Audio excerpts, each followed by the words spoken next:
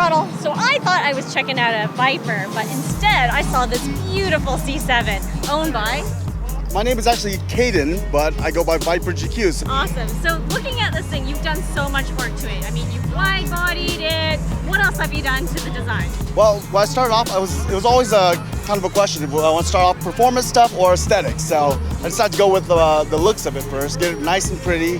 And then now I'm finally going over and doing all the upgrades to the engines and under the hood. Okay, well, how much are you going to push it to? Well, they can safely go to about 650 without redoing all the internals. So I'm gonna aim for just about there. Push it to the limit, like 620, 650 horsepower to the ground. All the panels were done by Competition Carbon, so they do this custom kits for Corvettes and Huracans. And the rims is their company as well, but it's called Signature Domestic. So they do these forged high-end rims that are made for racing.